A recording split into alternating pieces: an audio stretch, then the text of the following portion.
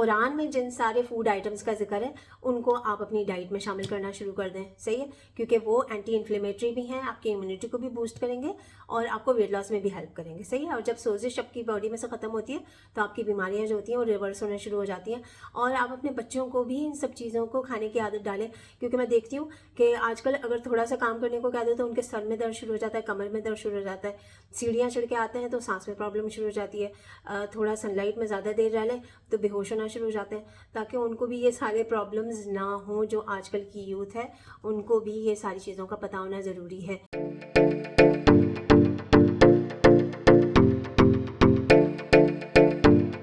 अस्सलाम वालेकुम, welcome back to my channel. This is doctor Sadia Shaikh. 50s या 50 से ज़्यादा उम्र के लोग किस तरह से अपना वज़न कम कर सकते हैं और क्या ऐसी एंटी एजिंग हैबिट्स हैं जो अपने रूटीन में शामिल करेंगे तो उनको ज़्यादा से ज़्यादा फ़ायदा होगा। देखें, आजकल के ज़माने में तो ये कहना बिल्कुल ही मुझे समझ में नहीं आता कि आजकल जो 40s और 50s में जो लोग हैं वो आजकल के 20s की एज में जो लोग हैं उनसे ज़्यादा फिट, हेल्दी, एनर्जेटिक और यंग नज़र आते हैं। उनकी स्किन भी अच्छी है, बाल भी घने हैं, आंखों की बिनाई भी अच्छी है, चश्मा नहीं लगा हुआ और ज़्यादा एनर्जेटिक होकर अपने सारे काम कर सकते हैं। हड्डियाँ भी ज़्यादा मजबूत हैं, हार्मोनल इश्यूज़ भी नहीं है इतने ज़्यादा।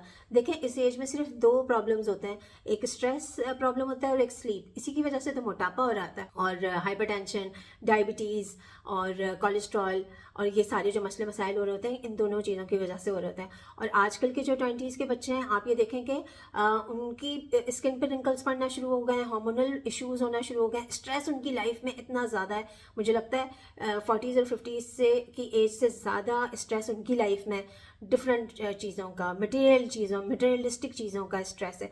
सारी सारी रात जागते रहते हैं, सारा दिन सोते हैं, मोबाइल का ज़्यादा यूज़, जंक फूड का इस्तेमाल, तो उनकी जो बॉडी का सिस्टम है वो बिल्कुल आउटडेटेड हो चुका है। ठीक है, आप तो माशाल्लाह से फिर भी अपडेटेड हैं और कुछ चीज़ों का अगर आपने ख्याल करना है और उसके बाद देखें कि 3 मंथ्स में ही आपकी बॉडी में ड्रास्टिक चेंजेस नजर आएंगे इंशाल्लाह।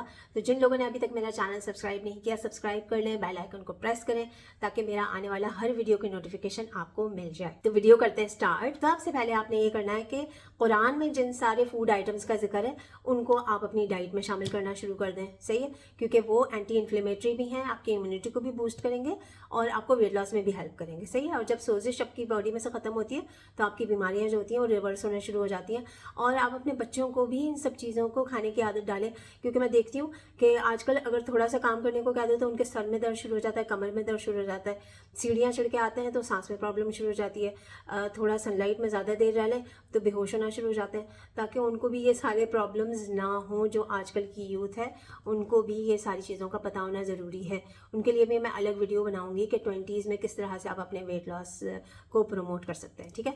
तो कुरान में जिन जिन चीज़ों का जिक्र है वो सारी चीज़ें कंज्यूम करना शुरू कर दें। कलौंजी, जैतून का तेल, जैतून का फल, अनार, खजूर, इंजीर, कद्दू की सब्ज़ी और सिरका। सिरके के लिए जैसे हमारे प्रॉफिट हज़रत मोहम्मद सल्लल्लाहु अलैहि वसल्लम ने फरमाया कि सिरका बेहतरीन सालन है, तो उसे आप अपनी डाइट में शामिल करें। और आपको पता है इन सब चीज़ों के कितने हेल्थ बेनिफिट्स हैं। और स्पेशली ख़वातीन में आफ्टर मेनोपॉज हड्डियाँ भुरभुरी होने का प्रॉब्लम शुरू हो जाता है, ऑस्टियोप्रोसिस, तो उसके लिए आपको अपने विटामिन डी के लेवल्स को इम्प्रूव होना ज़रूरी है। अगर आपको में बॉडी में विटामिन डी की कमी है तो उसके आपको सप्लीमेंट्स लेने चाहिए। विटामिन B12 की कमी है तो उसके भी आप सप्लीमेंट्स लें, ठीक है। कैल्शियम को इम्प्रूव करने के लिए लोग दूध का इस्तेमाल कर रहे होते हैं या कैल्शियम टैबलेट्स ले रहे होते हैं।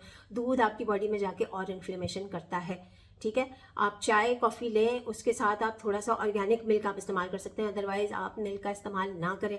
ऑर्गेनिक मिल्क है तो आप एक दिन में थोड़ा सा आप एक कप आप इस्तेमाल कर सकते हैं। अदरवाइज़ अगर आपको अपने कैल्शियम के लेवल्स इंप्रूव कर रहे हैं तो आप दही का इस्तेमाल करें, दही में 4 गुना ज़्यादा कैल्शियम होता है। सेसमी सीड का इस्तेमाल करें, जो सफ़ेद तिल होते हैं वो कैल्शियम का ख़जाना है। गोभी का इस्तेमाल करें, गोभी, पत्ता गोभी, ब्रोकली, फूल गोभी, आप इन सब चीज़ों का इस्तेमाल करें। रोटी चावल आपने कम से कम लेना है। दलिए का इस्तेमाल करें, होल व्हीट मल्टीग्रेन आटे का आप इस्तेमाल करें लेकिन वो भी कम, सही है। कोशिश करें कि सब्जियों का, ग्रीन लीफी वेजिटेबल्स का इस्तेमाल करें, बीट रूट का इस्तेमाल करें, गाजर का इस्तेमाल करें, लेमन का इस्तेमाल करें। शुगरी फ्रूट्स बहुत ज़्यादा क्वांटिटी में आप इस्तेमाल ना करें। आप अपने विटामिन सी की जो रिक्वायरमेंट है आप लेमन से पूरी करें। और विटामिन सी को इम्प्रूव करने के लिए उसके सप्लीमेंट्स लेने की ज़रूरत नहीं है, वो तो आर्टिफिशियल सप्लीमेंट्स होते हैं, बॉडी में सही तरीके से एब्जॉर्ब भी नहीं होते। लेमन का इस्तेमाल करें, आप सब्जियों का इस्तेमाल करें, फ्रूट्स का इस्तेमाल करें। तो उससे क्या होता है, जब विटामिन सी के लेवल्स इंप्रूव होते हैं तो आपके गम्स में जो ब्लीडिंग चेविंग और दांतों के कमज़ोर होने का जो प्रॉब्लम होता है वो भी फिक्स हो जाता है। मिसवाक का इस्तेमाल करें, उससे भी आपके दांतों में मजबूती आती है, आपके बैड ब्रेथ का मसला हल होता है। और सौंफ के इस्तेमाल से भी आपको जो बैड ब्रेथ का मसला होता है वो रिजॉल्व होना शुरू हो जाता है। ओमेगा 3 फैटी एसिड से भरपूर ग़ज़ा का इस्तेमाल करें, बादाम, अखरोट, मछली का इस्तेमाल करें। और आप ओमेगा 3 के सप्लीमेंट्स भी ले सकते हैं, जो मछली के तेल के कैप्सूल्स होते हैं वो आपको लेने चाहिए। एक टैबलेट आप ले सकते हैं डेली। और इसके अलावा आपको जो है वो सीड्स का इस्तेमाल करें, सनफ्लावर सीड्स का इस्तेमाल करें, अलसी के बीज का इस्तेमाल कर लें ख़वातीन। और मर्द हज़रात जो है वो मेथी सीड्स का इस्तेमाल करें। और जो लो ग्लाइसेमिक इंडेक्स के जो फ्रूट्स होते हैं आप वो ले सकते हैं। गाजर का इस्तेमाल करें, उससे आपकी आई हेल्थ इम्प्रूव होगी। ठीक है, गाजर से नज़र तेज़ होती है, बीटा कैरोटीन होता है ना उसके अंदर। अंडे की जर्दी का इस्तेमाल करें, उससे भी आपकी जो आई हेल्थ होती है वो इम्प्रूव होती है। और इसके अलावा सौंफ का इस्तेमाल करें।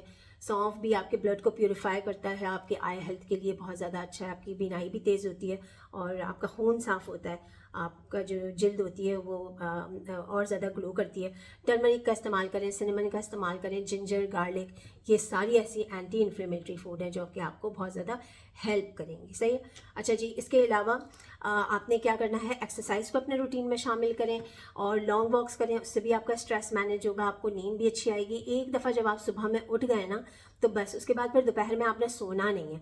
हाँ, पावर नैप आप ले सकते हैं कैलुला के नाम पे थोड़ी सी देर के लिए, क्योंकि अगर आप दोपहर में बहुत ज़्यादा देर तक सोएंगे तो फिर आपको रात को नींद अच्छी नहीं आएगी। टी, कॉफ़ी, कैफिनेटेड बेवरेजेस आपने कम से कम लेने हैं, बिल्कुल आप लें, कम क्वांटिटी में लें। लेट नाइट या मगरिब के बाद लेना आप उसे अवॉइड करें, कोशिश करें हर्बल टीज़ ले लें, क्योंकि उससे भी फिर आपकी नींद कॉम्प्रोमाइज़ होती है। अगर आप कॉफ़ी की बात करें जिसके अंदर सबसे ज़्यादा कैफीन होती है, तो वो आपकी बॉडी में से 8 से 10 घंटे आपके सिस्टम में रहती है, उसके बाद निकलती है, तो फिर इस वजह से आपकी नींद ख़राब होती है। सही है।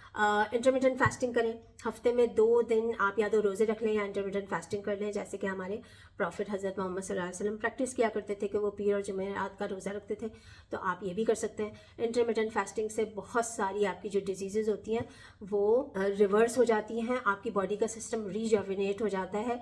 एंटी एजिंग है एंड इंटरमिटेंट फास्टिंग, आप और ज़्यादा यंग हो जाते हैं। और मैंने तो बाज़ औक़ात ऐसा भी देखा है कि इंटरमिटेंट फास्टिंग से आपकी जो स्किन होती है उसके रिंकल्स भी इम्प्रूव होना शुरू हो जाते हैं, आपकी स्किन ग्लो करने लग जाती है। जिन लोगों को बालों का प्रॉब्लम था कि उनको हेयर फॉल हो रहा था, उनके बालों की हेल्थ भी अच्छी हो गई इंटरमिटेंट फास्टिंग से। और देखें, एंड में मैं यही कहूँगी कि इन सब चीज़ों के साथ साथ आप अपनी मेंटल हेल्थ पे फोकस करें, जो कि बहुत ज़्यादा इंपॉर्टेंट है।